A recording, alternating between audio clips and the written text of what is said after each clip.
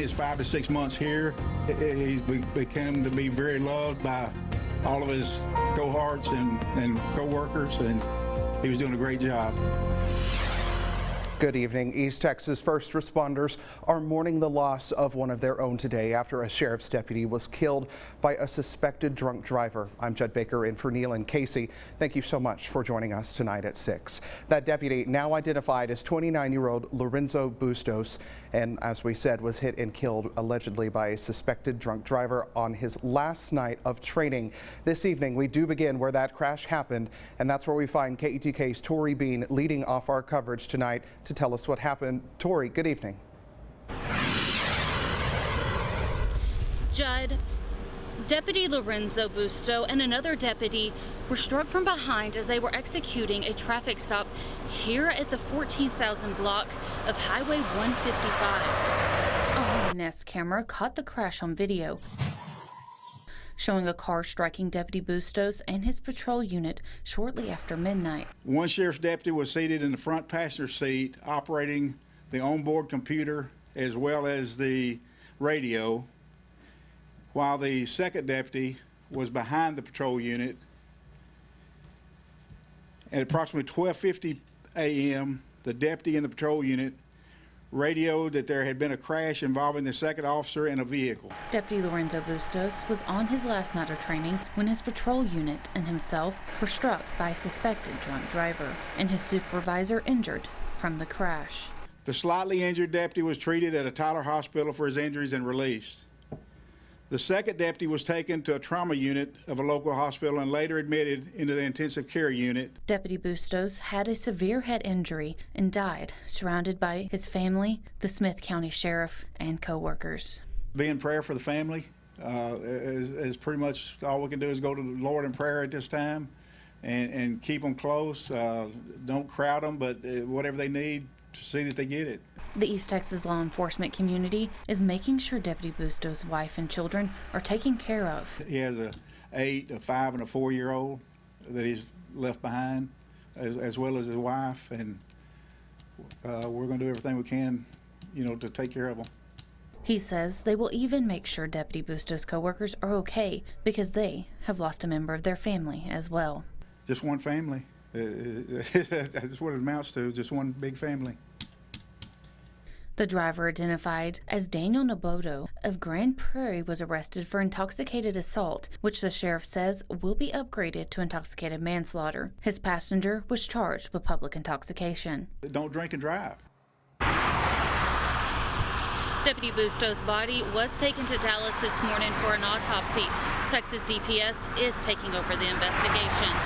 In Tyler, Tori Bean, KEKT News. All right, Tori, thank you. Deputy Lorenzo Bustos leaves behind 3 young children along with his wife. He was a 2011 graduate of Chapel Hill High School. Our condolences do go out to his friends and family this evening. And just moments ago, the second deputy who was training Bustos and was also injured in that crash was named. He's Deputy Michael Skinner. Officials tell us that the 39-year-old is recovering and is expected to be okay. Now on your screen, the Smith County Courthouse in downtown Tyler. Smith County Judge Nathaniel Moran made the request to the state so that flags can be lowered to half staff in honor of the deputy. Governor Abbott responding, saying both Texas and American flags can be lowered in the county and surrounding areas. And area first responders are taking a moment to honor their fellow officers. Support and condolences have been overwhelming on social media in response to this tragic loss. The White House Police Department saying, quote, "Our hearts are broken for the loss of a brother in blue. Please take a minute and pray for Smith County Sheriff's Department and the family of the deputy who gave the ultimate sacrifice last night. His family and friends will be in our prayers." And White House Police Department is just one of many departments expressing their grief tonight, offering prayers and well wishes for everyone who's been affected by this tragedy. And firefighters are also backing their brother in blue. Every day, these men and women work side by side for East Texas and continue to stand together during this difficult time. Just our hearts and our prayers go out to his family. Smith County Sheriff's Office and our organization work closely together at times, and they're just as much a part of our family as our own. So thoughts and prayers for that. And as we said, several law enforcement agencies and East Texas officials have taken to social media to offer their condolences to the Bustos family. Smith County Judge Nathaniel Moran offered this statement saying, quote, "I cannot express how deep my sympathy is for the family and for the law enforcement community who mourn his passing most deeply. We issue fervent prayers of comfort during this time and stand ready to do all possible for the family and for the Sheriff's Office." And State Senator Brian Hughes also reacting on social media tonight to the death of Deputy Bustos. He called the tragedy a heartbreaking loss for East Texas and asked everyone to also keep the injured deputy at the Smith County Sheriff's Office and the families of those impacted in your prayers. And today's tragedy serves as a reminder to honor the move over or slow down law in Texas. This law requires drivers to change lanes or slow to 20 miles per hour below the speed limit when you see first responders. That applies to all emergency services on our roads. Sheriff Larry Smith adding that this message is for drivers as we go about our daily lives. Don't drink and drive. That's the message. And DWI will kill someone as quick as a gun will. And we are strict on DWIs in Smith County. The DPS is, all the local law enforcement are, Tyler PD is, and we're going to remain that way. And this is the reason. If you break the law, you could be fined up to $200. If someone is hurt, you could pay up to $2,000. And as of this evening, funeral arrangements have not yet been made for Deputy Lorenzo Bustos. We will, of course, continue to keep you updated as those details come in. Again, our thoughts and prayers go out to Deputy Bustos' family and the Smith County Sheriff's Office.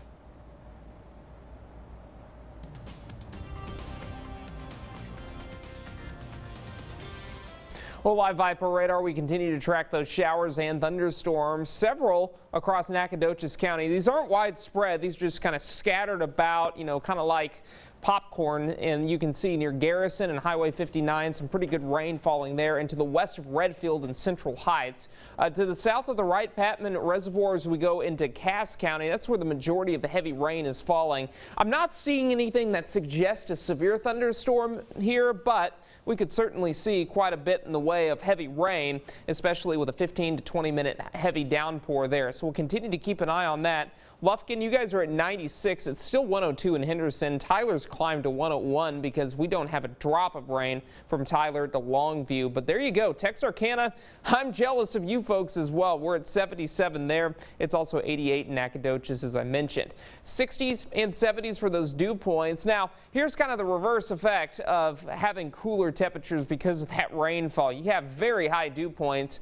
And look at that. Nacogdoches dew point, kind of gross there. 81 degrees is your dew point. Heat index values about 5 degrees warmer than what we are from an air temperature standpoint. And over the next several days, rain chances through Monday, and then high temperatures should make their way closer to the triple digits by Tuesday and Wednesday of next week. I'll have a look at that 7-day forecast here in just a few minutes. Judd? All right, Carson, we are 101 days from the election, and both Beto O'Rourke and Governor Greg Abbott are working for your vote. Beto O'Rourke is making multiple stops in East Texas today while on his 49-day Drive for Texas tour. KETK's Lauren Margolis was in Longview and spoke to East Texans about issues that matter to them. East Texans for Beto gathered in Longview to show their support. In our Texas, it's you and me, right? We're going to bring people together and find a way, regardless of our differences.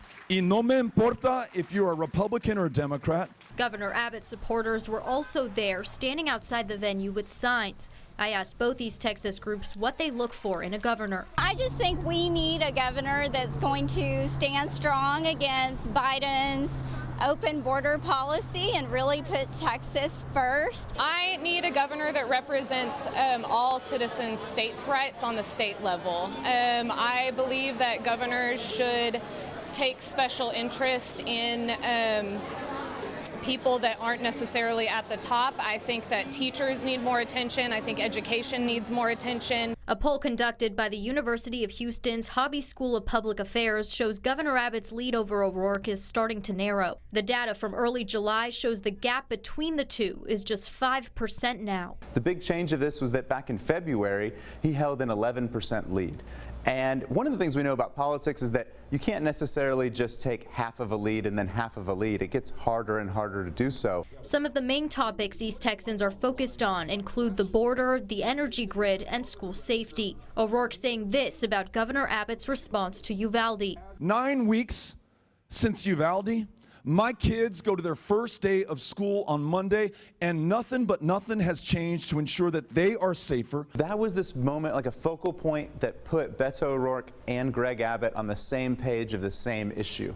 And they took different sides, right? One wanting to add gun regulations and the other wanting to protect schools, right, and not increase gun regulations. Political science professor Mark Owen says although this race is tighter, it's still the governor's to lose. I think that Governor Abbott feels good about his chances of winning, but he knows that he can't take this lightly. And that is a great point about the strong challenge that Beto O'Rourke is putting together. Waiting to see how it plays out this November. Lauren Margolis, KEKT News. Well, coming up, multiple homes destroyed after a fast-moving fire in North Texas, where fire officials say those flames started. And football season, it's almost here. Later in sports, we'll hear from former Chapel Hill Bulldog Kalen Griffin as he gets ready for his first season with the Lamar Cardinals. Storms in our northern counties, storms in our southern counties. Tyler, Longview, not so much. I will let you know if we will see any additional rain chances coming up.